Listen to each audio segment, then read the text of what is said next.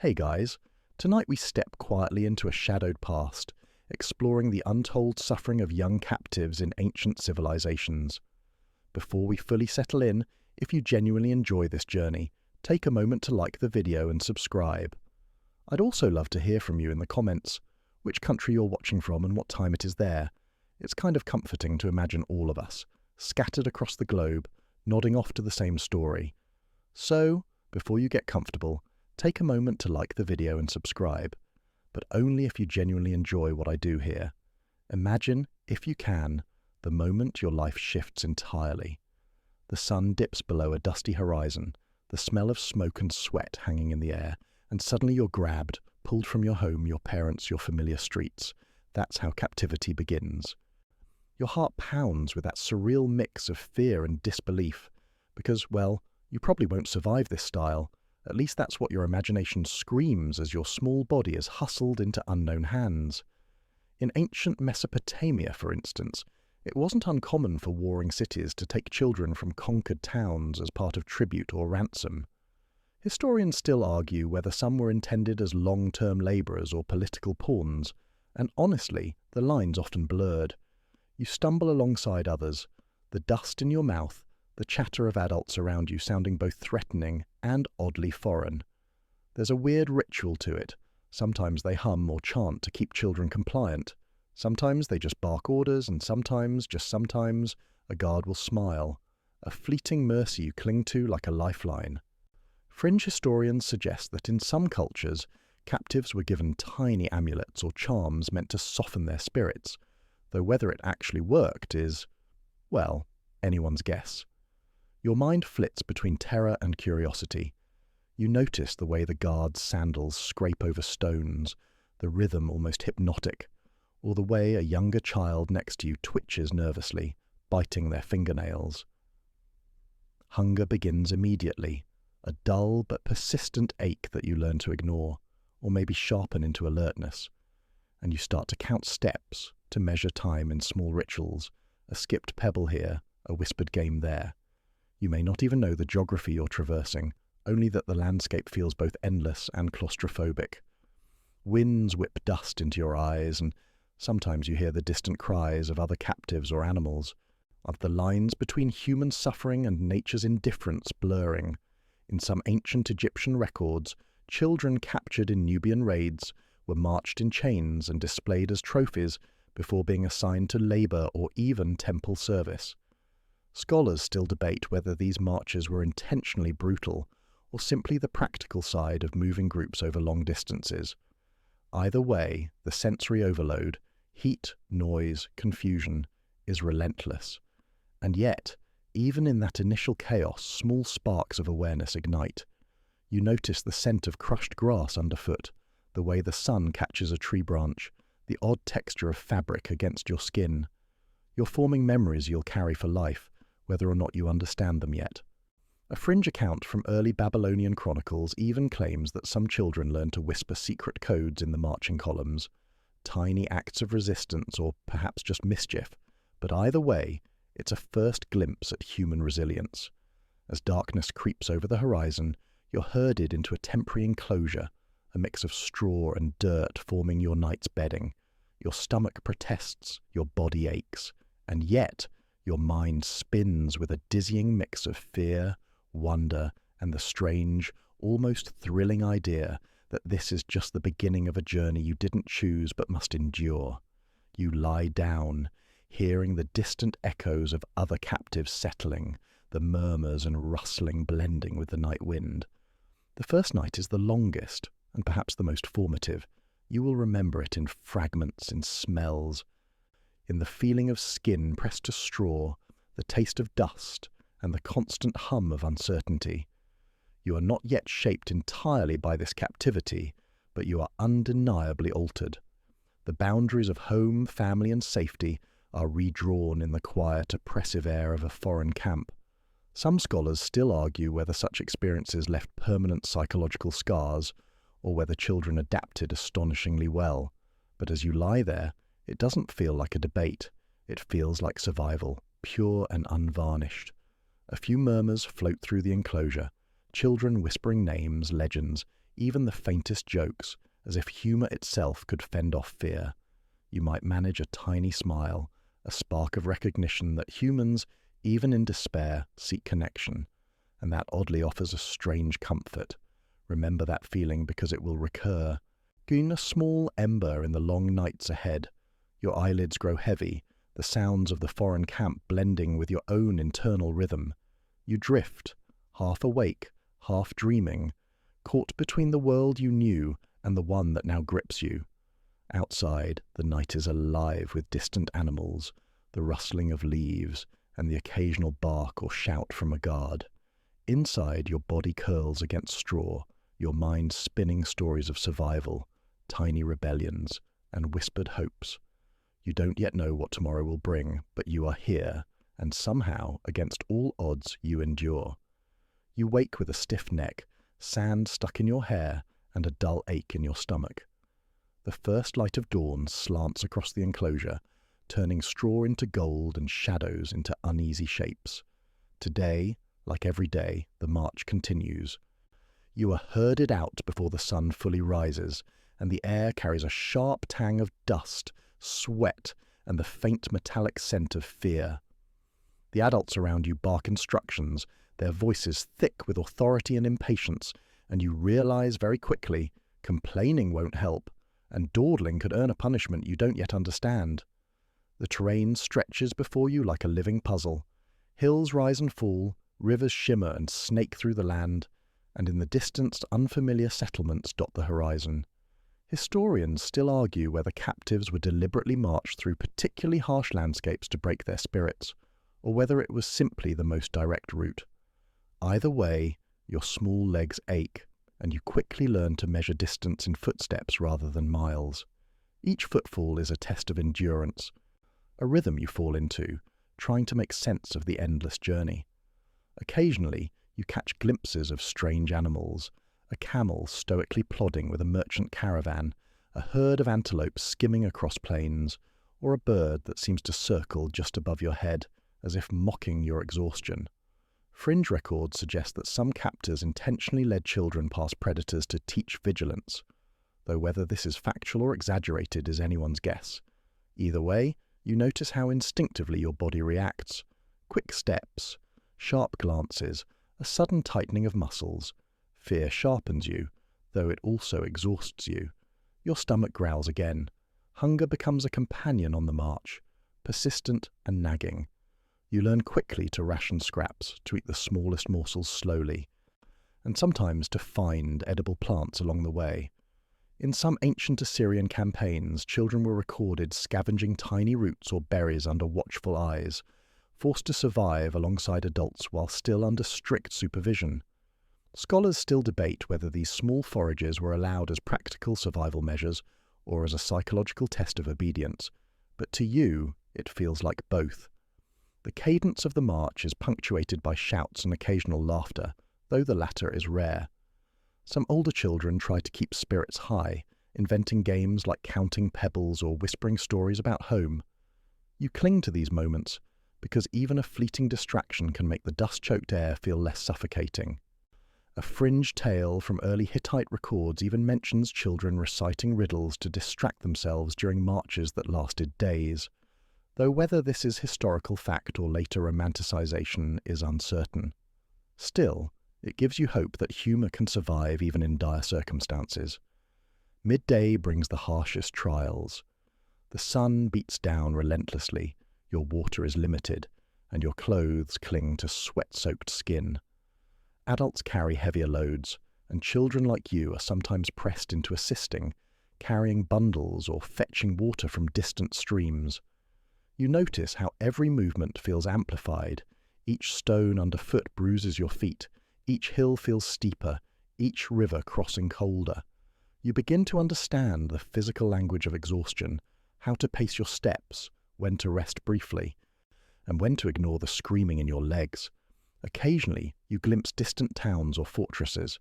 The walls are imposing, intimidating, and alien. You wonder if anyone there notices the long line of captives trudging toward them, and whether these strangers even think of you as a person, or merely a statistic of war and conquest. Fringe accounts suggest that some captives were displayed at city gates as a warning or to impress rulers, though the accuracy of these depictions is still debated. Either way, the sight of these settlements quickens your imagination, offering a mix of dread and anticipation. At night, when the group rests, your body folds against the earth like a question mark, stiff and weary. You watch the stars emerge one by one and wonder if anyone back home is looking at the same constellations. Hunger gnaws at you, but exhaustion dulls it into a constant background hum. You might notice the scent of nearby pine, the gentle croak of a frog, or the whisper of wind through grass. These tiny sensory details anchor you, a reminder that life persists even as your freedom is stripped away. The adults continue their strict vigilance, and minor infractions earn sharp reprimands. One child trips over a root, another dares to complain about thirst. Each punishment is a lesson, though it's unclear whether the goal is discipline or simply to assert dominance. Historians still argue whether ancient military or slave marching practices were intentionally cruel or just pragmatic. Either way, as a child, the distinction hardly matters. You simply learn to anticipate consequences, to measure your actions, and to keep your head low. Yet, amid the hardship, our small bonds form. Children cluster together, sharing whispered strategies for comfort. A water-sharing pact here, a joke there, even a song hummed quietly as the group trudges onward. These alliances are fragile, yet vital. They remind you that you are not entirely alone, even when the journey feels designed to erase individuality. A few fringe sources note that captives sometimes developed secret hand signals or coded phrases, creating miniature communities within the larger forced march, though whether this was widespread or isolated is unknown. Hours blend into days. The landscape begins to look familiar in its strangeness. The shape of hills, the curve of rivers, the smell of distant fires. You begin to map the world through endurance, using your memory and instinct. Hunger, heat, exhaustion, all become a rhythm you learn to navigate. And yet, your mind always drifts to home, to the life you knew, wondering if anyone there is searching, if anyone remembers you. You clutch those memories, letting them anchor you as your body is pushed toward a destiny unknown. By the time night falls again, your feet are blistered, your throat parched, and your thoughts half in wakefulness, half in dream. You curl beneath a temporary shelter, listening to the quiet snores of others, the wind rustling the sparse trees, and the occasional distant howl. Your body aches, but your mind spins with strategies, stories, and tiny rebellions, mental exercises that keep you sane. Tomorrow, you know, the march will continue, relentless as ever, and your endurance will be tested again in ways both mundane and extraordinary. The gates of the foreign camp rise before you, on jagged shadows stretching long under the early morning sun. You squint, trying to take in the unfamiliar shapes.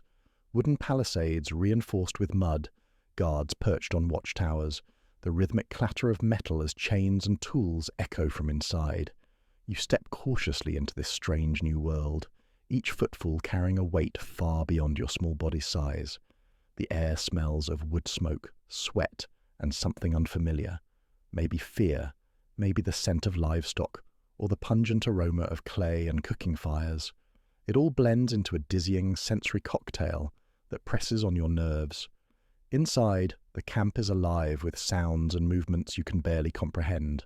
Adults bark instructions to other captives, some dragging supplies, others squaring logs or carrying water. While children like you are shuffled along paths that seem arbitrary, but are carefully designed to control your every step. Historians still argue whether some camp layouts were deliberately constructed to disorient captives psychologically, or simply for logistical efficiency. Either way, the sense of foreign order presses on your mind. Every wall, every gate, every noise feels like a puzzle you have to navigate without a map. You notice rituals almost immediately. A line of older captives kneels before the camp's overseers, bowing their heads, muttering unfamiliar phrases.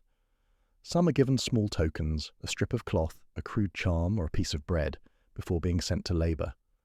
Fringe sources claim that certain Mesopotamian and Hittite camps use symbolic welcome ceremonies to mark new arrivals, supposedly to pacify them spiritually, though whether this was sincere or performative is uncertain. You, naturally, aren't reassured. The gestures feel mechanical, like a performance you're forced to observe. The authorities study you as much as you study them.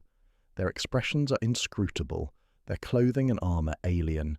You notice their boots, the way they stomp in rhythm, their tools of punishment dangling at their sides. A slight misstep on your part earns a sharp glance or whispered admonition from nearby adults, and you learn to keep your gaze low, to anticipate movements, to read a language of power that's mostly unspoken. Your instincts develop rapidly, but anxiety becomes a near-constant companion. Meals are sparse, a thin porridge, or a few chunks of bread. You begin to understand hunger as a psychological as well as physical trial. It sharpens your senses, it hones your observational skills, and forces you into tiny strategies, watching which guards are distracted, learning when it might be safe to grab an extra morsel, memorizing the schedule for water distribution. Some ancient sources suggest that captives in Egyptian or Assyrian camps were intentionally fed minimally to maintain docility, though scholars still debate whether this was strict policy or simply necessity. The sounds of labour dominate the camp, chopping, hauling, hammering. You are assigned tasks suited to your size, collecting firewood, tending small animals, carrying water. At first, every motion feels unfamiliar, your muscles sore from exertion, your coordination awkward. Yet gradually, repetition transforms your body. You develop a rhythm, a way to endure that feels almost natural, even as your mind resists. At fringe accounts claim some children secretly mimicked adult movements, learning craft or tool skills that would later be unexpectedly valuable, though whether this was widespread or anecdotal is unclear. Strange customs press in on you constantly. Guards perform ceremonies at sunrise and sunset. Drums echo in the central plaza. Children and adults alike whisper chants you don't understand. You're expected to participate, to bow, to repeat phrases in a language you barely know. Non-compliance is noticed. Compliance earns only muted approval. Historians still argue whether such rituals were intended to indoctrinate captives or to maintain simple order, but either interpretation leaves you uneasy. Friendships form in tiny, secret ways. A hand extended for water, a whispered word during labour, a shared look of understanding when a guard's anger flares unexpectedly. These small bonds are fragile, but they offer the only emotional anchor in a camp that constantly reminds you of your status as a captive. Fringe accounts even suggest that some children created miniature cliques with their own secret signals, allowing tiny networks of trust and support, though the prevalence of such practices remains uncertain. At night, the camp takes on a different rhythm. Fires burn low in stone or clay pits, casting flickering shadows over sleeping children. You lie down with your companions, listening to murmurs, the occasional laugh, the faint rustle of animals. For a moment, the foreignness of the place recedes, replaced by the warmth of shared experience.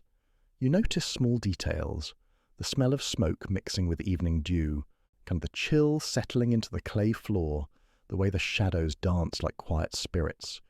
You begin to internalize the rules, patterns, and unspoken codes of this strange world. Movement, speech, gaze, everything carries meaning. You observe adults negotiating authority, guards signaling each other, captives adjusting quietly to survive. In some ancient accounts, children who quickly adapted to camp routines were later assigned responsibilities beyond their years, fetching messages, tending storerooms, though scholars still debate whether this was truly merit-based or merely a way to shift burdens. For you, it becomes a lesson in subtle observation and silent calculation. Even as you grow accustomed to the daily rhythm, moments of alienation sting sharply.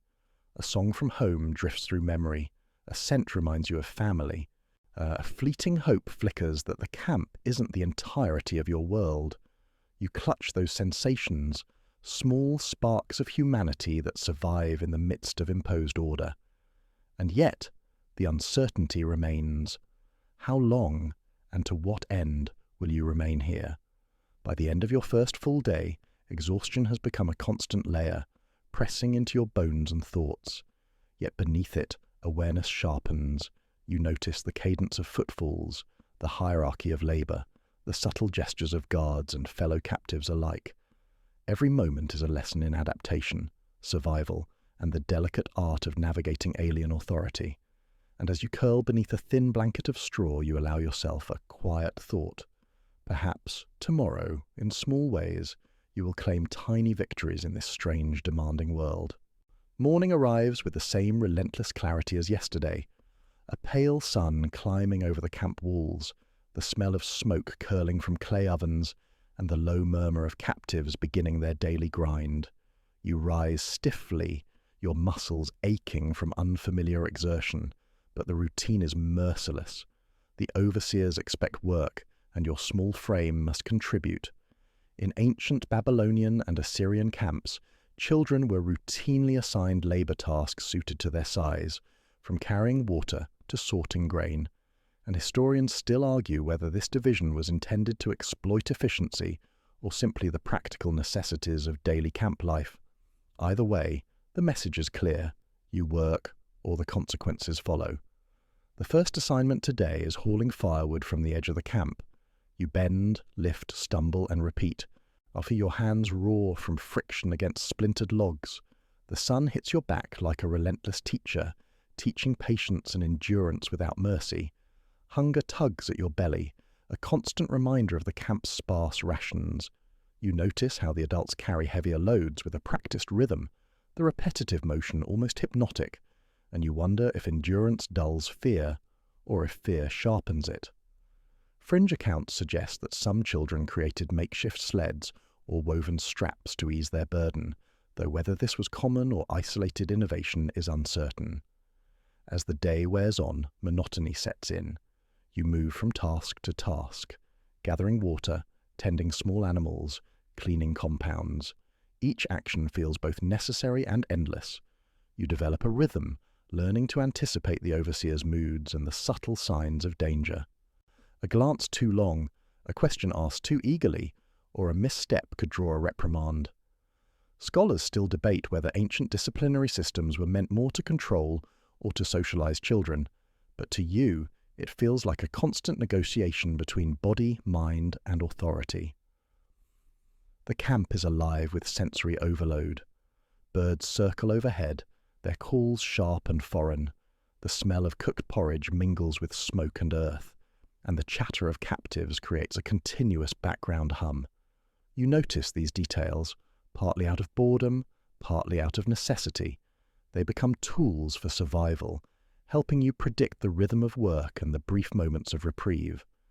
Fringe reports even claim that some children developed mental maps of camp routines, memorizing when guards napped or when water was refilled, a small but critical strategy for self-preservation. Occasionally, you are allowed moments of quiet. Perhaps a stone wall shields you from the midday sun, or a companion whispers a joke to lighten the oppressive atmosphere. Humor, fleeting as it is, becomes a coping mechanism. You begin to see patterns in the labor, small opportunities for tiny victories, carrying a slightly heavier bundle than expected, finding a clean patch of water, or completing a task without drawing attention. Every success, no matter how small, feels monumental, a subtle reclaiming of agency in a place designed to strip it away. Midday heat is oppressive. You lean against the rough wood of a fence, tasting dust in your mouth, watching other children stumble under their loads. Hunger gnaws persistently. Some captives whisper strategies for scavenging a few extra crumbs from communal rations, though these tactics carry risk. Historical accounts note that children in captivity often became adept at subtle theft or negotiation to supplement meagre provisions, though scholars still debate the prevalence of such behavior versus exaggeration in chroniclers' tales.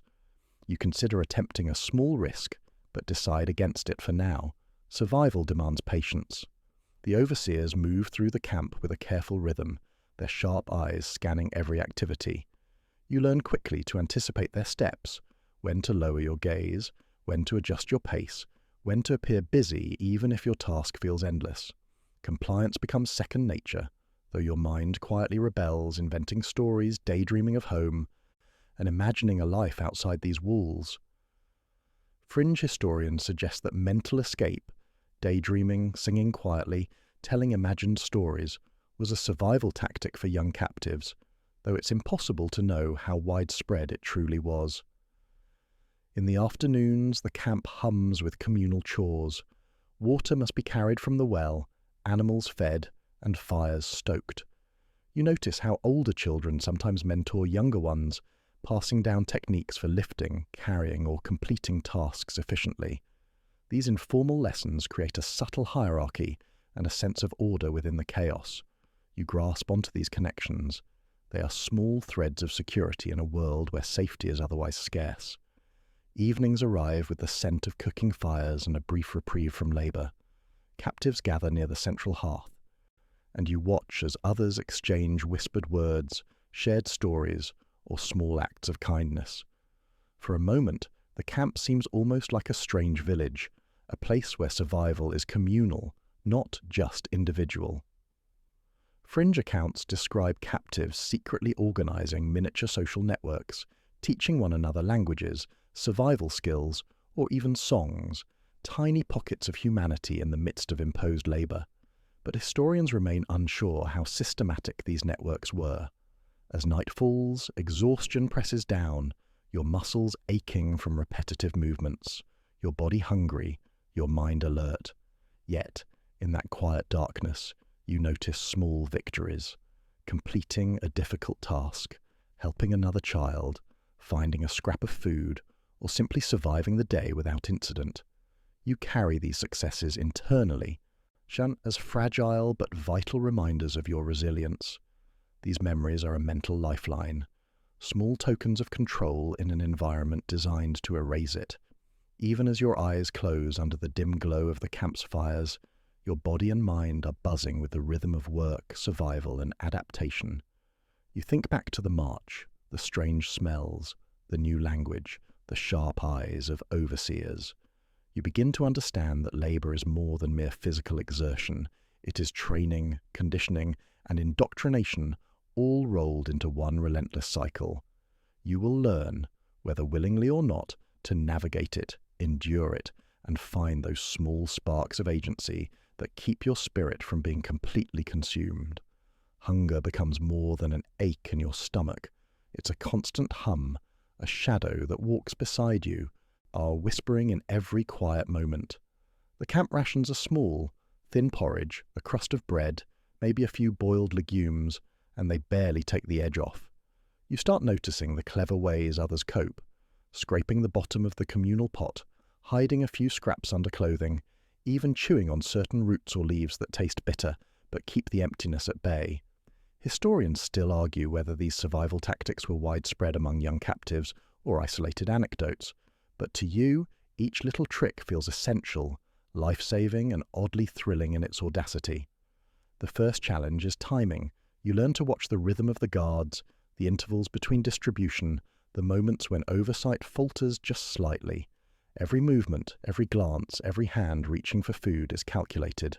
Our fringe sources suggest that some children developed near-ritualistic methods for stealing or hoarding small portions, using coded signals or hidden pouches, though whether these tales are literal truth or exaggerated legend is uncertain.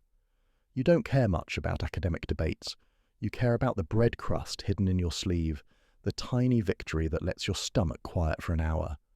Hunger sharpens your senses in ways you hadn't imagined. You notice patterns. Which guard is distracted by conversation? Which container of porridge dribbles just enough to slip a crumb unnoticed? You can tell the difference between a pot that's still hot and one that has cooled, which can mean the difference between edible and inedible leftovers. Some of your fellow captives have perfected these skills over months, moving like shadows, eyes flicking, hands deftly performing survival maneuvers invisible to the untrained overseer. The longer the day stretches, the more elaborate your strategies become. A glance at a distracted adult, a subtle nudge to a companion, or a whispered diversion can all yield a few precious bites. You quickly realize that hunger isn't just physical, it's mental, shaping cunning, patience, and ingenuity. Ancient texts suggest that children in captivity sometimes became remarkably inventive in finding nourishment, scavenging, in ways that blurred the lines between obedience and rebellion.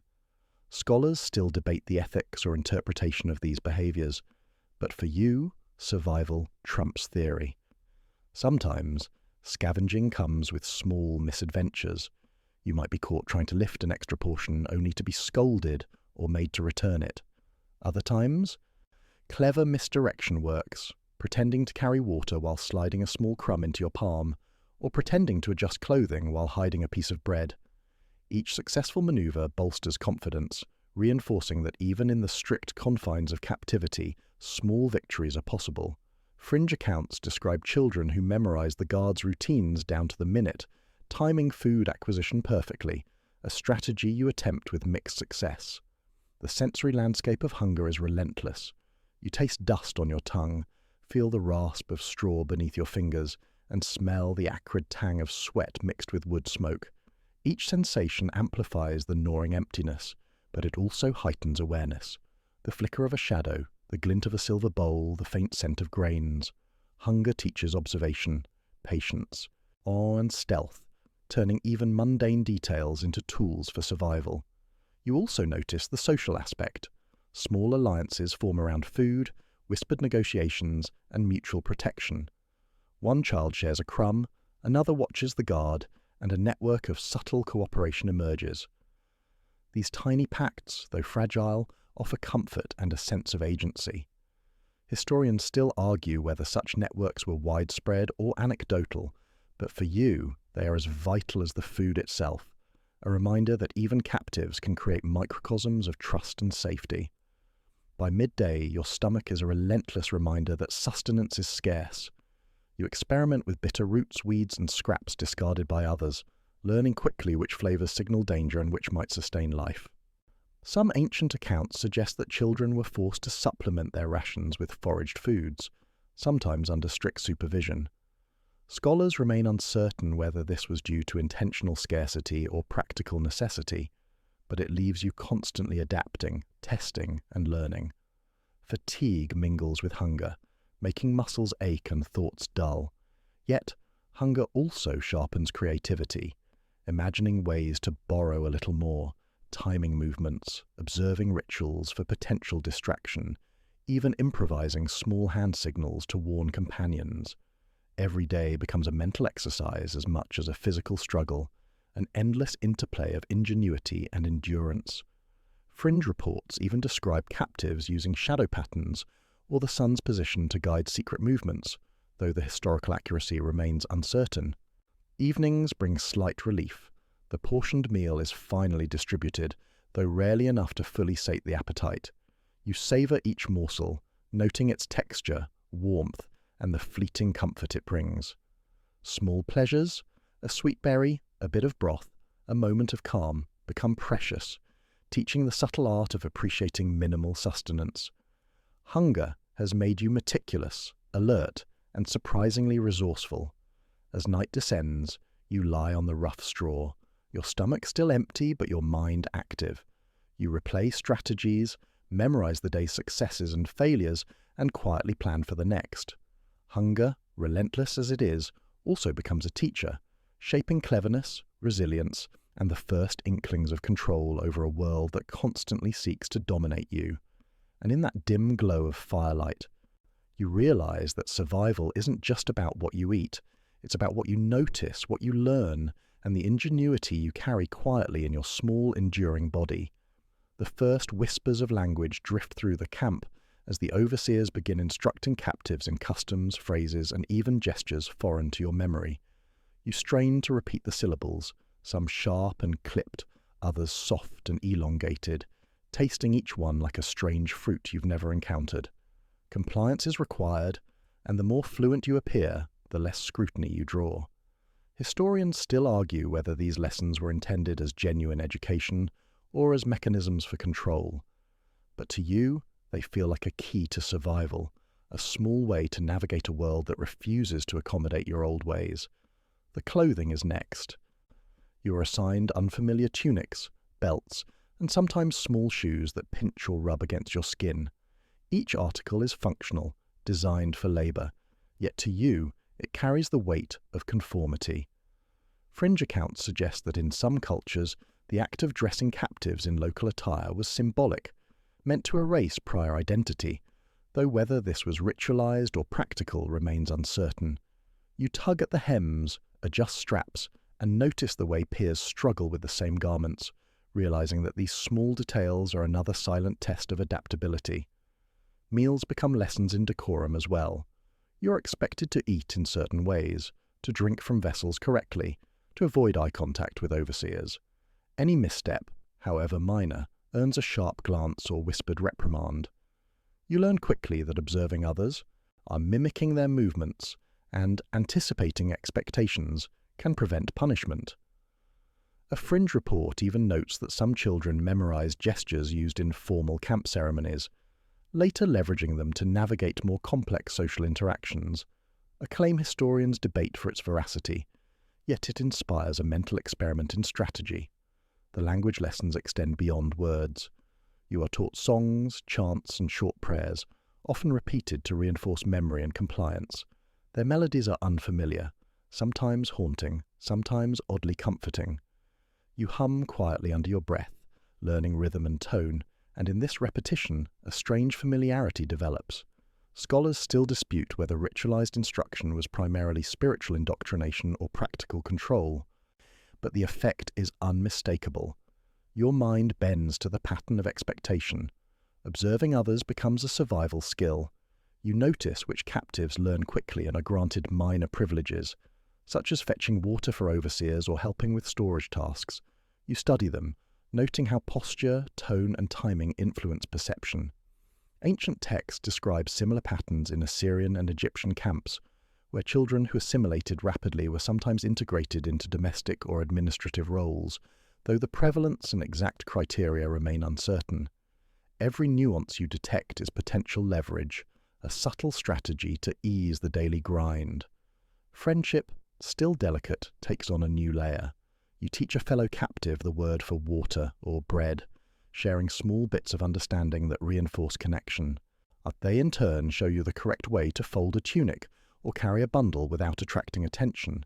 These quiet exchanges build trust, offering micro moments of security in a world dominated by control and surveillance.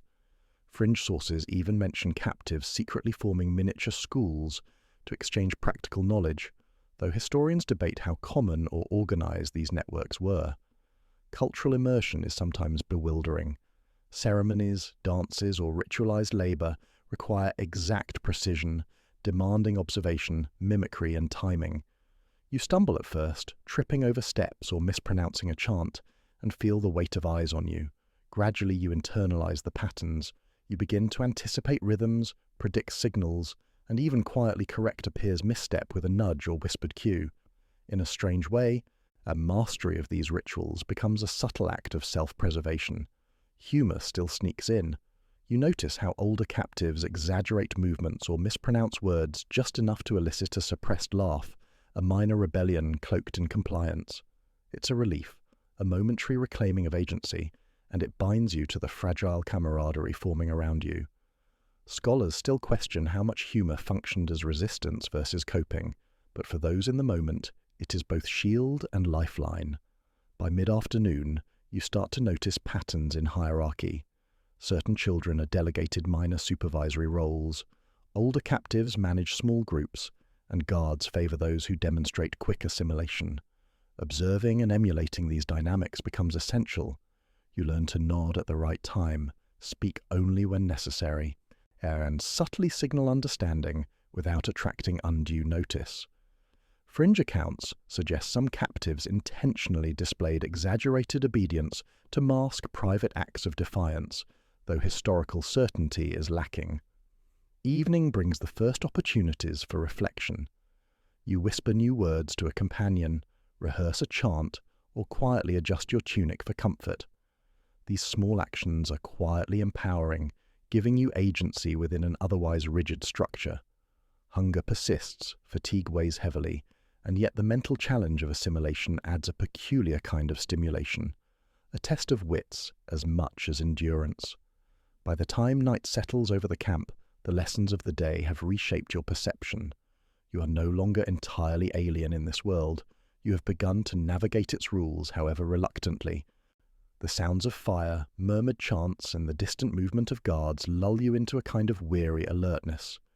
You realize that survival here isn't just about enduring hunger or harsh labor. It's about understanding the culture, anticipating expectations, and quietly asserting tiny degrees of autonomy in a world that constantly seeks to erase it. The first real sting of punishment arrives unexpectedly, like a sudden gust of cold wind. One small mistake, a dropped basket, a mispronounced phrase, a glance held too long, draws a sharp reprimand. You flinch instinctively, learning quickly that every action has consequences in this rigid world. The overseer's methods vary, sometimes a stern voice, sometimes a public display, sometimes a swift correction meant to humiliate. Historians still argue whether harsh discipline in ancient captive systems was primarily intended to maintain order or to instill fear, but as a child, you feel both sharply at once.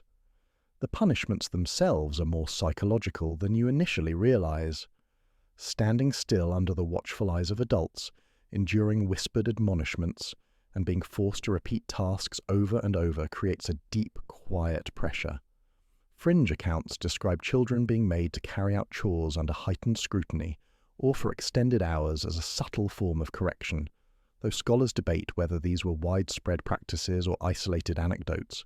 Every punishment teaches you to observe, anticipate, and adapt. Physical labor often doubles as a test of compliance. A misstep in carrying firewood, a stumble while fetching water, or even a slight delay can invite additional work or stricter oversight. You quickly realize that mastering balance, timing, and posture is not just practical, it's survival. Ancient Egyptian records suggest that captives were sometimes subjected to corrective labor, though historians still debate whether this was punitive, ritualistic, or purely practical. You don't have time to consider theory, you just adjust, retrain your body, and keep moving. Fear becomes a constant companion, not the kind that paralyzes, but the kind that sharpens senses. You notice the subtle shifts in a guard's tone, the narrowing of their eyes, the tapping of a staff on the ground. Small signals that once went unnoticed now scream warnings.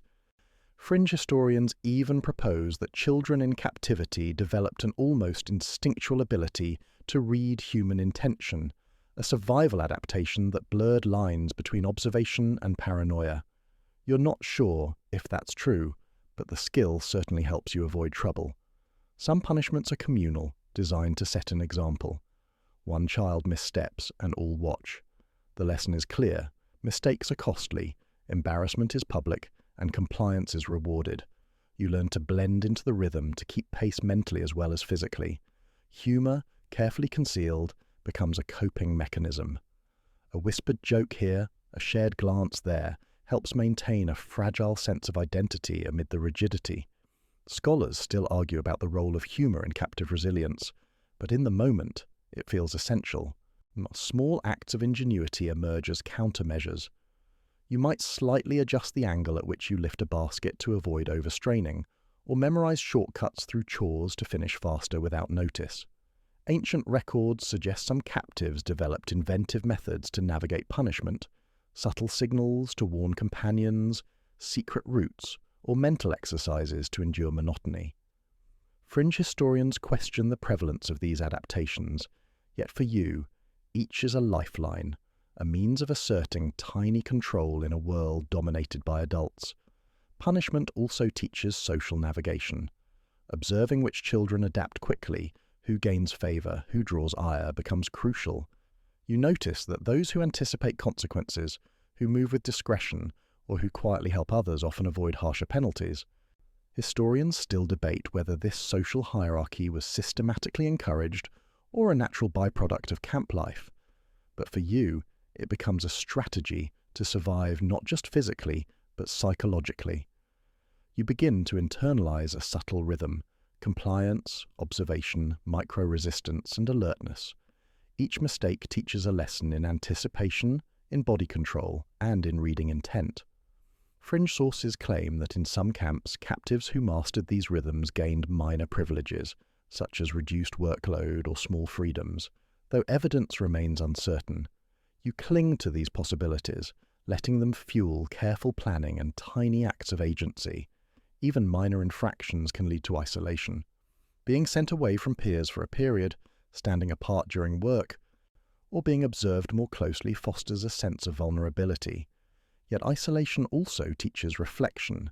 You replay actions, anticipate responses, and build mental strategies to minimize future risk.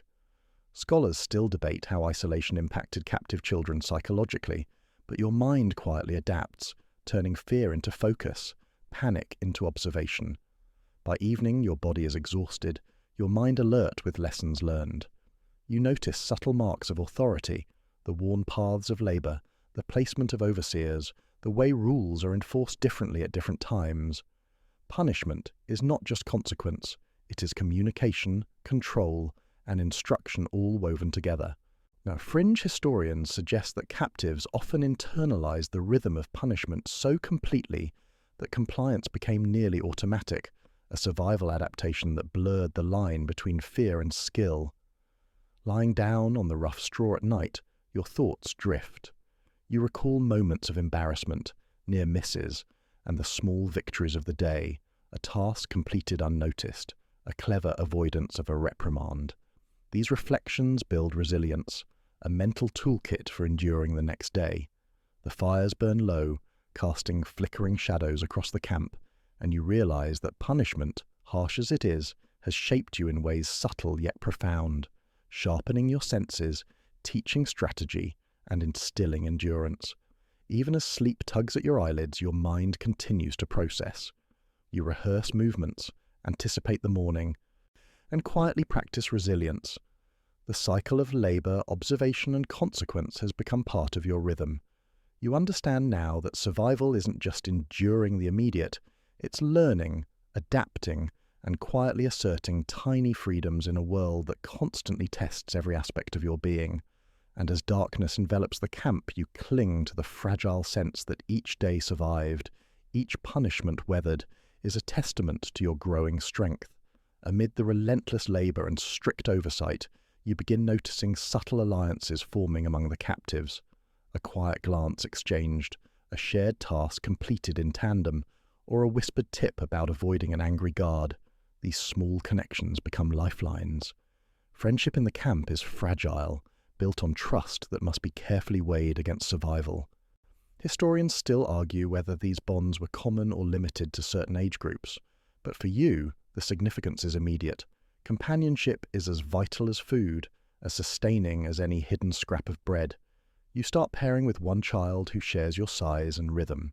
Together you carry water, tend animals, or gather wood, moving in silent synchronization. The partnership develops almost instinctively. You watch their movements, they watch yours, and minor mistakes are forgiven in the unspoken understanding that cooperation benefits both of you. Fringe reports suggest that children in captivity often formed micro-alliances that functioned like miniature survival units, sometimes coordinating small acts of rebellion or sharing resources, though scholars remain uncertain about the prevalence of these networks. Trust is tested constantly. One day, a misstep during labor could result in punishment for both of you. Another day, a whispered diversion might save a morsel of food for your companion. You learn to gauge character quickly, reading micro-expressions, the subtle tension in posture, or the speed of reaction. Humor becomes currency. A quiet joke shared just under the overseer's notice lifts spirits and builds loyalty. Historians still debate how much humor functioned as a coping mechanism versus a subtle act of resistance. But in your world, it is undeniably vital. In these alliances, you also discover the power of mentorship. Older children, having adapted to the camp rhythm, quietly teach younger captives tricks of survival, how to carry a load efficiently, how to time movements, or how to anticipate the overseer's moods. You absorb these lessons eagerly, realizing that even in captivity, knowledge is power. Fringe accounts suggest that children occasionally acted as tutors in secret, exchanging survival skills, minor language lessons, or ritualized knowledge. A practice historians are still unsure occurred widely, but you benefit nonetheless. The camp itself seems to shift subtly in response to these quiet networks. Groups of children share small spaces, collaborate on chores, and develop an unspoken hierarchy. Some captives gain small privileges through cooperation, like fetching water more efficiently or completing tasks unnoticed.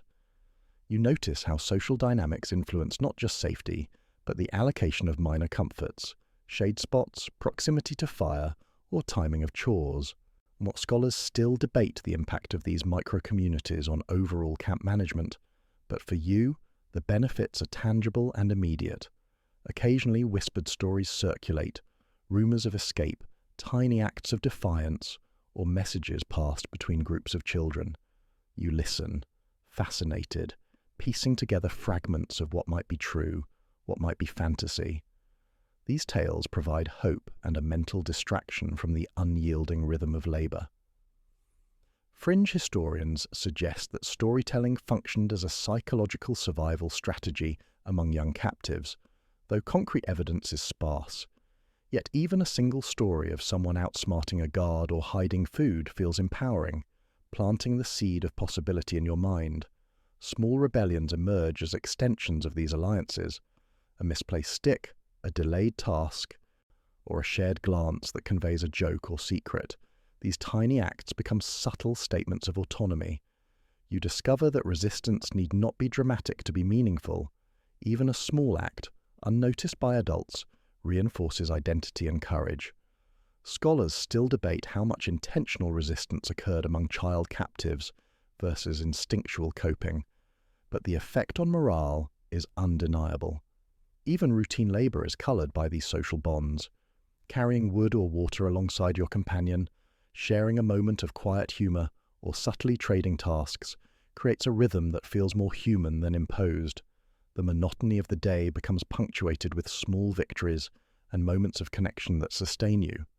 Fringe accounts mention captives creating silent codes or signals to coordinate minor acts of aid, though the historical accuracy of such reports is uncertain. As dusk settles, you gather near a small fire with your companion and a few others, sharing scraps of food or simply sitting in quiet solidarity. The warmth of companionship is nearly as comforting as the fire itself. You notice the subtle glow of embers, the way shadows dance against the walls, and the faint, reassuring presence of others who understand and share your experience. These tiny communities provide emotional sustenance that no ration can replace. Nighttime rituals continue to intertwine with these alliances. Children whisper chants learned in the day, hum songs together, or quietly mimic movements practiced under overseers' scrutiny. This shared learning reinforces bonds, blending survival skills with cultural assimilation in a delicate balance. Historians still debate the extent to which captives could exercise agency in such practices, but the presence of camaraderie offers a sense of control otherwise denied. Even as sleep pulls at your eyelids, your mind lingers on these connections. The day's minor victories, shared laughs, and subtle strategies form a tapestry of resilience.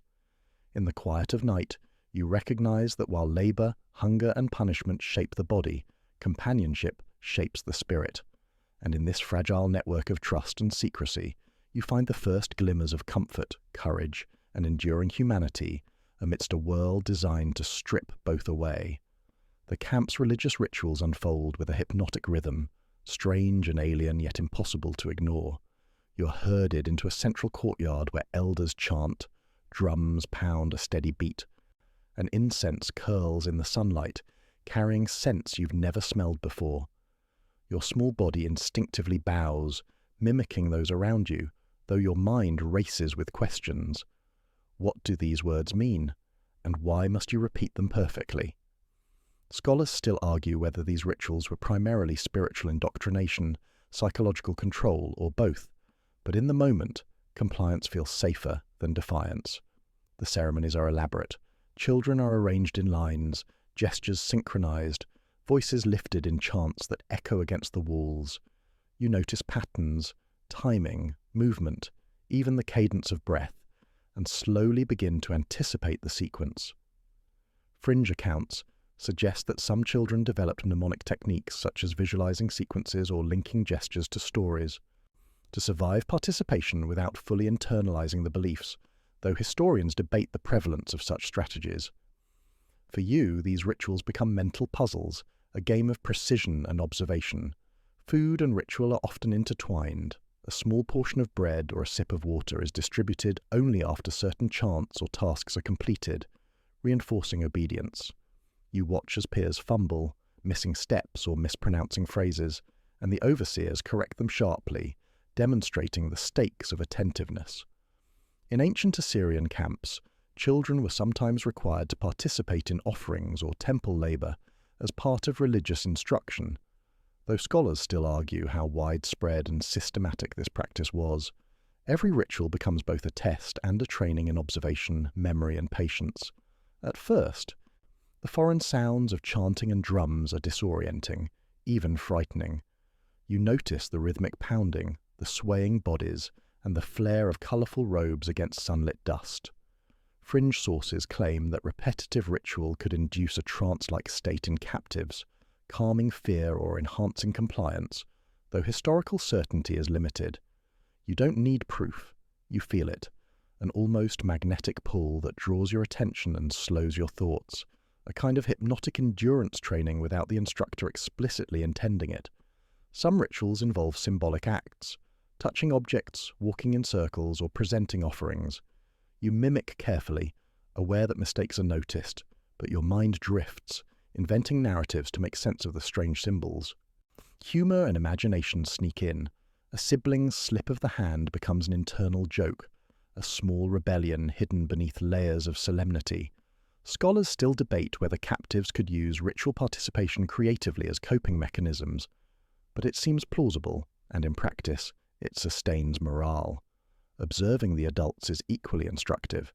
Guards and priests move with authority, their gestures precise, their eyes scanning constantly. You learn to anticipate their motions, timing your own with theirs, subtly blending into the flow. Fringe historians note that some children mastered this synchronization to avoid punishment or gain minor privileges. Though the historical frequency is uncertain, for you it becomes a practical skill. Attention to ritual is attention to survival. Religious ceremonies also reinforce hierarchy and social bonds within the captive population. Older children and favoured peers are sometimes given responsibilities, such as leading chants or distributing ritual items. You quietly observe, noting who is trusted, who is corrected, and who operates on the edges. These observations inform your own navigation of social dynamics, teaching that understanding subtle hierarchies can be as important as performing physical tasks correctly. Scholars still argue how intentional these dynamics were or whether they emerged naturally, but you recognize their effect immediately. The sensory experience is overwhelming and vivid. Incense stings your nose, sun warms your back, drums reverberate through your chest, and chants echo in your ears. Even fatigue and hunger fade slightly under the weight of ritualized structure. The mind clings to patterns as a temporary reprieve from the chaos of labor and punishment. Fringe accounts suggest that ritual may have functioned as psychological stabilization, though evidence is circumstantial. You feel it regardless, a strange blend of fear, awe, and mental relief. You notice subtle opportunities within ceremonies for minor agency. Perhaps you adjust a gesture slightly to ease a sore muscle, or position yourself to share a shadow with a friend. Each small adjustment is a tiny reclaiming of control. Ancient chroniclers occasionally mention children who used ritual knowledge to gain small advantages, better standing, lighter tasks, or extra rations, but scholars debate whether these instances were strategic or coincidental. For you, each adaptation is instinctive, a survival tactic. Friendship plays a quiet but crucial role here. You whisper notes, share small reassurances, or gently nudge a companion to correct a movement. The rituals, while imposing, create shared experiences that strengthen these bonds.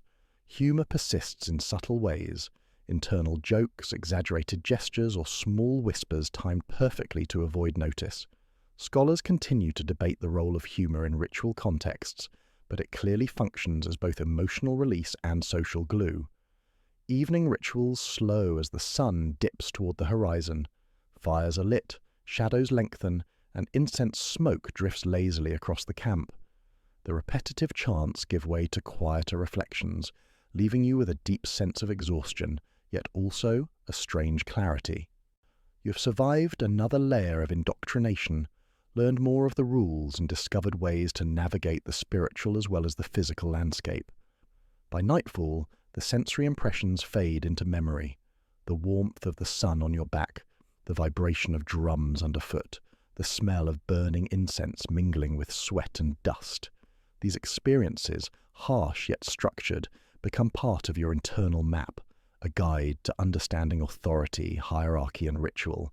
You curl beneath straw bedding, replaying sequences, whispers, and subtle gestures, your mind both weary and alert. And somewhere between exhaustion and wakefulness, you feel the first inklings of mental resilience, shaped not only by survival, but by the shared human experience embedded in ritual and ceremony. The night is quiet, but your mind hums with patterns, all alliances and routines that have become your lifeline. You lie on the rough straw, muscles aching from the day's labor, and yet your brain refuses to rest completely. You replay the day's events, tasks completed efficiently, minor victories with food, careful observations of guards, and the subtle ways you and your companions navigated the complex web of ritual, punishment, and hierarchy. Historians still debate how much of a child's cognitive and social adaptability was shaped by captivity, but in your lived experience it feels both extraordinary and necessary. You notice the interplay of observation and memory. Every glance, gesture, and spoken word is a potential clue for survival. You recall the rhythm of morning labor, the sequence of chants, the locations of hidden water, and the minute cues of overseer attention. Fringe accounts suggest that children in ancient captivity developed heightened observational skills, almost like a sixth sense for anticipating authority and danger, though the frequency and universality of this phenomenon remain debated. For you, this mental acuity is not optional, it is essential. Friendship and alliances now form the backbone of your daily survival. You exchange whispered strategies with your companions, when to lift a basket, how to avoid a guard's gaze, and subtle signs that warn of approaching scrutiny. Humor continues to act as glue and shield. A shared glance at a minor misstep, a suppressed giggle, or an inside joke passed along quietly. Scholars still argue whether such behaviors were deliberate resistance or coping mechanisms, but in practice, they are indispensable.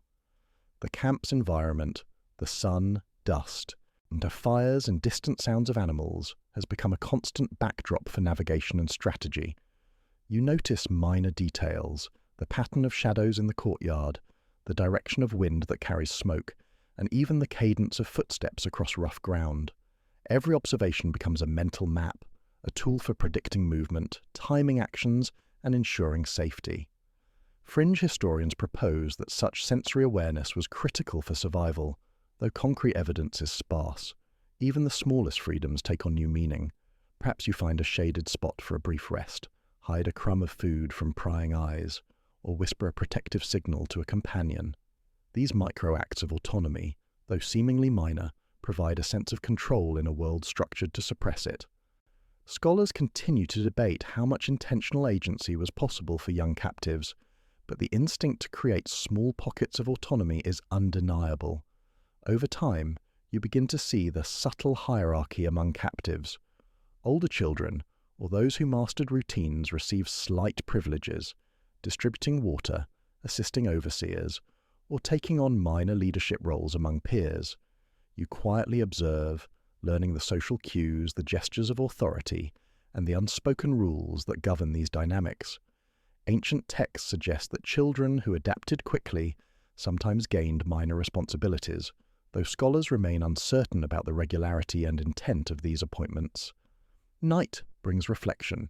You replay minor victories, avoiding punishment, completing tasks efficiently, sharing food discreetly, or helping a companion. Each memory builds resilience, reinforcing strategies that have become part of your mental toolkit. The fire burns low, casting flickering shadows across the camp, and you realize that survival here is as much about mental acuity, social intelligence, and adaptability as it is about physical endurance. Even as exhaustion presses your eyelids down, Your mind rehearses rituals, sequences, and social strategies.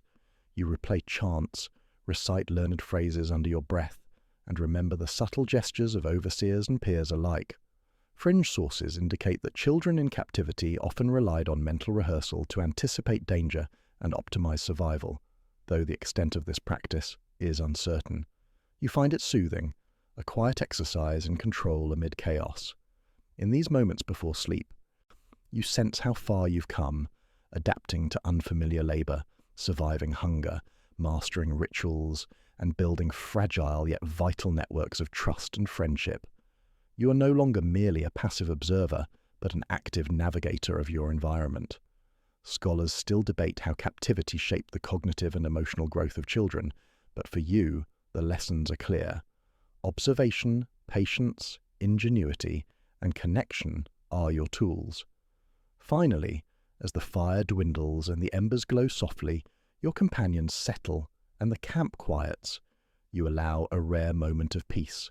Each day, each trial, each minor victory is woven into your consciousness, creating a tapestry of endurance and subtle triumph. You realize that survival is not just physical, it is mental, social, and emotional, honed over countless small acts of observation, and adaptation and quiet resistance. The rhythm of camp life has become almost second nature. You wake with the sun, follow the routines of labor, meal, and ritual, and retreat into sleep with an exhausted body but a vigilant mind. Yet, even in this familiarity, the world of captivity continues to challenge every skill you've developed. Small disruptions, a missing ration, a sudden shift in overseer behavior, or a misaligned group during ritual, remind you that nothing here is truly predictable. Historians still argue whether ancient captives developed adaptive routines out of necessity, or whether such patterns were actively encouraged by overseers. But for you, the distinction is academic. Survival depends on flexibility. Observation remains your most valuable tool. You watch the guard's movements like a practiced student of body language, as noting small variations in stride, posture, and expression. You memorize the cadence of footsteps, the slight pause before a command, the whispered conversations among adults. Fringe accounts suggest that children in captivity could anticipate authority patterns with remarkable accuracy, though the prevalence of such skills is uncertain. For you, however, the capacity to predict these small cues is crucial. It allows micro-choices that can prevent punishment, conserve energy, or secure a small advantage. Friendships deepen. The alliances you formed are no longer merely for survival. They carry emotional weight. You share moments of humor, exchanged quietly in labor or ritual, small rebellions cloaked in laughter, whispered strategies for avoiding notice, or splitting meager rations in secret. Scholars still debate whether such alliances were conscious resistance strategies or instinctive coping mechanisms, but to you, they are both. The bonds offer not just safety but comfort, a reminder that even in captivity, shared humanity persists. Labor, though repetitive, has revealed subtleties you had not noticed before. You adjust movements with precision, carrying loads efficiently, timing steps to match your companion's pace, and conserving energy while meeting expectations. Ancient sources suggest that children were often trained in labor-intensive tasks, not only for practical utility but to instill discipline, patience, and obedience, though historians remain uncertain about the intentionality of these lessons. You, for your part, feel the physical and mental transformation quietly taking shape, an adaptive resilience woven into each motion. Hunger continues as a constant companion, shaping both strategy and psychology. You anticipate ration times, notice opportunities to supplement your meager portions, and refine subtle techniques for acquiring extra food. Fringe reports claim that some children develop complex mental maps for ration distribution, predicting shortages, or timing their moves to exploit brief lapses, though scholars question the historical accuracy. Each day, small victories against hunger become affirmations of control, proof that even in constraint, agency is possible. Rituals remain both confounding and essential. You participate, internalizing the cadence, gestures, and phrases, while quietly noting subtleties that allow minor personal adjustments. Humor occasionally infiltrates these moments, A shared glance, a misstep performed just enough to elicit a suppressed laugh, or a whispered commentary unnoticed by overseers. Scholars still debate whether such actions were intentional resistance, coping, or cognitive adaptation, but the effect on morale is unmistakable. Punishment continues as a reminder of boundaries. You observe which infractions are tolerated, which provoke reprimand, and which can be subtly avoided. Your mental map of consequences grows sharper, each experience an opportunity to refine anticipation and strategy. Ancient accounts describe similar patterns in Assyrian, Babylonian, and Egyptian camps, though the precise psychological effects on children remain uncertain. You, however, feel them acutely. Each instance teaches caution, observation, and subtle maneuvering. Your evenings are moments of reflection. The glow of embers in the fire pits provides a soft backdrop as you replay the day's events.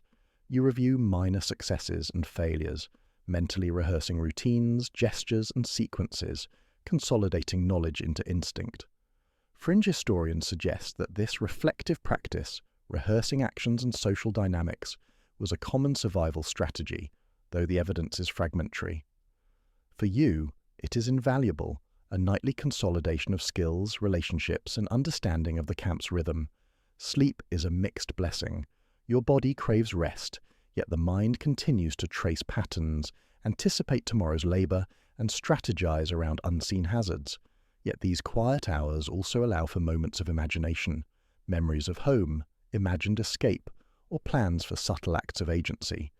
Scholars still argue how much such mental exercises shaped resilience versus merely coping, but their effect is tangible. Your mind remains active, adaptive, and quietly rebellious. By the end of the day, you understand the intertwining of observation, strategy, and social negotiation. Survival is no longer reactive, it is anticipatory. You are learning to navigate an environment designed to strip identity, but through alliances, humor, subtle rebellion, and keen observation, you quietly assert your presence. Each day survived, each ritual mastered, and each minor act of autonomy becomes a stitch in the fabric of endurance that now defines your life within the camp. By now, the patterns of captivity are etched into your body and mind like grooves in stone. You wake before the sun, muscles sore but attuned to the rhythms of labor, our ritual and ration distribution. Each day begins predictably, yet each day tests your observation, adaptability, and endurance in new ways. Historians still debate how much of a child's survival depended on innate resilience versus learned skill. But in your lived experience, every action, glance, and choice is essential. You notice subtle variations in guard behavior. One seems more impatient in the mornings, another more distracted after midday. These observations guide your movements, how to carry water quietly, when to pause during chores, when to speak, and when to remain silent. Fringe accounts suggest that some children developed near instinctual awareness of authority patterns, though scholars remain uncertain about the universality of such skills. For you, this mental alertness is survival itself, predicting and adapting to authority before it impacts you. Hunger remains an ever-present challenge. The rations are small, but your strategies are growing sharper. You watch for crumbs dropped, notice when a container overflows, and sometimes share covert morsels with a trusted companion. Ancient texts describe children supplementing their food in captivity through clever improvisation or mutual assistance, though historians still debate the prevalence and degree of risk involved. Every small success is a triumph, a private assertion of agency in a world designed to control you. Friendships have deepened into quiet networks of support. You and your companions have developed unspoken signals, hand gestures, shifts in posture, or timing cues that allow subtle communication and coordination without drawing notice. Humor threads through these networks, acting as both relief and subtle defiance. Scholars still question whether such alliances represented deliberate resistance or instinctive coping, but for you, the bonds are indispensable, offering both practical help and emotional sustenance. Rituals have become a terrain you navigate with practiced attention. You now anticipate the cadence of chants, the sequence of movements, and the placement of peers and overseers. Observing minor mistakes by others and the corresponding corrections reinforces your understanding, allowing you to blend seamlessly while finding small ways to assert subtle control.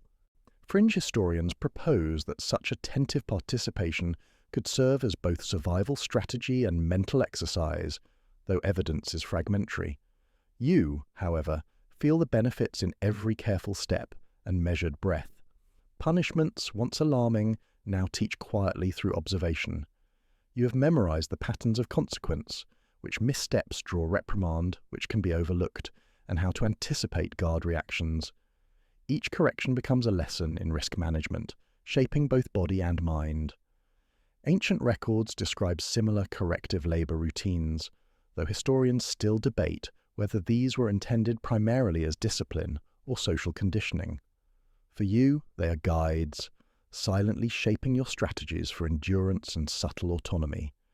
Even the smallest acts of agency now carry weight.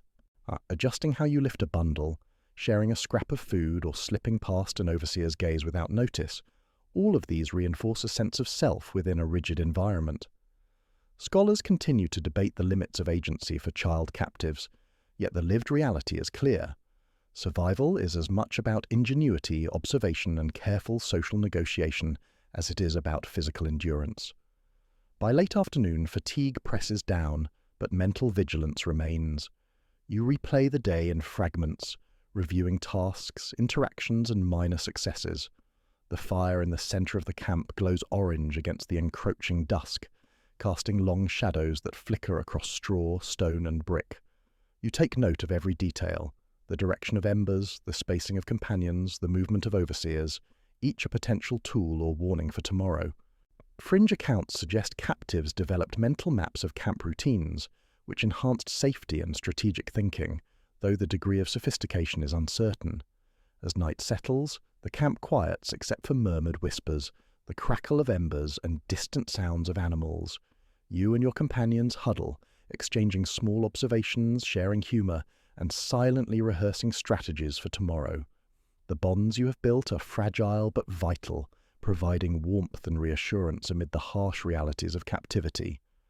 Historians still debate how much social cohesion among captives impacted survival rates, but for you, the effect is immediate and life-sustaining. In the last moments before sleep, you replace sequences of ritual, labor, and micro-resistance, consolidating strategies in your mind.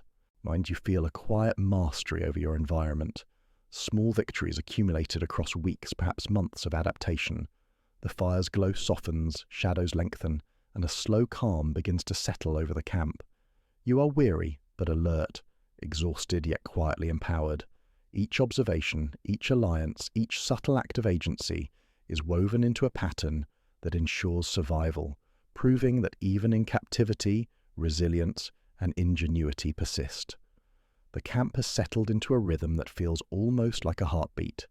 You wake before dawn, muscles stiff but familiar with the labor that awaits. The smell of wood smoke mingles with the damp earth, and distant calls of birds signal the start of another day. Hunger tugs predictably at your stomach, and the overseer's sharp eyes follow your every movement. Yet, over time, you've learned to navigate this world, to anticipate, adapt, and assert small measures of control. Scholars still debate the degree to which child captives could exercise agency, but your own body and mind quietly testify to its necessity. Friendships, alliances, and whispered signals have become your lifeline. You move through the day in concert with companions, synchronizing gestures, sharing small morsels of food, and exchanging silent humor to stave off despair. Fringe accounts suggest that some captives developed elaborate systems of nonverbal communication to support one another, though historians remain uncertain about their prevalence. You feel their significance every time a small act of coordination saves time, energy, or embarrassment. Humor and subtle rebellion weave through these interactions like a lifeline, a reminder that even in confinement, human creativity persists. The rituals and routines, once alien and frightening, now form a framework that allows you to anticipate consequences, navigate social hierarchies, and conserve energy. You have memorized chants, gestures, and sequences, often internalizing them as a mental map for survival. Fringe historians propose that repetitive ritual can induce a meditative state that enhances focus and resilience, though concrete evidence is limited. You feel it nonetheless, a quiet clarity that helps manage fear, fatigue, and uncertainty. Labor, punishment, and hunger remain relentless teachers. You carry bundles of wood, fetch water, tend animals, and perform other tasks with practiced efficiency, always aware of subtle signs from overseers. Each misstep is a lesson, each minor success, a reinforcement of skill. Ancient sources describe children enduring corrective labor as a way to instill discipline and adaptability, though scholars debate the intended purpose. Your own experience, however, makes the lesson tangible. Endurance, ingenuity, and observation are essential tools for survival. Evenings are your moments of reflection. The fire glows warmly against the darkening camp, casting flickering shadows across walls, straw, and companions' faces. You replay the day's events, the tasks completed, minor victories achieved, alliances strengthened, and mistakes narrowly avoided. Hunger may remain, fatigue may press upon your body, yet these quiet reflections fortify your mind. Fringe accounts suggest that mental rehearsal and reflection were common survival strategies among young captives, though the evidence is fragmented. For you, it is undeniable. The night is a space of consolidation. You quietly review patterns, memorize movements, and replay small social interactions, internalizing strategies for the next day. Observation, cunning, and patience are your companions as much as the embers of fire. The camp may try to constrain you, yet your mind has adapted. Humor, friendship, subtle acts of agency, and careful attention have created pockets of freedom. Scholars continue to debate the limits of such autonomy in captivity, but your lived experience affirms its presence, and as sleep finally approaches, you lie beneath the dim glow of embers, feeling the warmth seep into your weary limbs. The lessons of captivity, the labor, hunger, rituals, punishments, and friendships have shaped a rhythm within you, and you are both molded and resilient, constrained yet quietly empowered. Even in a world designed to suppress identity, ingenuity, and subtle rebellion persist. You drift towards sleep with a body tired, but a mind alive, carrying the knowledge that survival is as much about cleverness, observation, and human connection as it is about enduring hardship. The fire's glow softens, shadows stretch and fade, and the quiet hum of the camp becomes a lullaby. The embers glow softly in the center of the camp, their warmth spreading slowly, seeping into your tired limbs. The night air is cool against your skin, carrying the faint scent of smoke, dust, and distant foliage. You listen to the subtle creaks of straw beneath companions' bodies, the occasional rustle of small animals, and the gentle whisper of wind through the camp walls. Each sound blends into a lullaby, steady and reassuring, drawing your mind away from the sharp edges of hunger, labor, and vigilance. You imagine the firelight flickering against the walls, dancing shadows that stretch and shrink with each sigh of the wind. The warmth makes the world feel safer, even within the rigid confines of captivity. You breathe slowly, inhaling the smoky sweetness, letting it anchor your awareness to this present moment. The body relaxes further, muscles unclenching, shoulders softening, as the mind drifts through the day's memories and reflections. Labor, rituals, friendships, minor victories, and tiny rebellions replay gently, not as burdens, but as proof of resilience, ingenuity, and endurance. You feel the sense of connection with those around you, companions who have shared whispers, stolen glances, and small acts of solidarity. Each bond, fragile and precious, is a thread of warmth in the cool night. Even as darkness deepens, you sense the hum of life continuing quietly around you, a rhythm both grounding and comforting. The trials of the day, the vigilance, the hunger, all begin to fade as the mind softens, allowing reflection and awareness to settle like fine ash over the camp. Slowly, your thoughts wander beyond the camp's boundaries. You imagine distant forests, shimmering rivers, or a faint breeze lifting the scent of faraway earth. You picture the sun rising over hills, golden light spilling across familiar paths, though they now exist only in memory or imagination. These visions are gentle companions, weaving through the shadows and firelight, preparing your mind for rest. Each exhale carries away tension. Each inhale draws in a sense of calm until the day's hardships seem distant and manageable. Finally, you let your eyelids close fully. The fire's glow softens into a warm haze, the shadows dissolve into quiet darkness, and a deep stillness wraps around you. Thoughts drift like embers, flickering and fading, carrying stories, lessons, and gentle reassurance. You are safe in this moment, cradled by warmth, memory, and quiet courage. The world slows, your breathing deepens, and sleep begins to carry you gently, like the soft hum of night itself. Good night.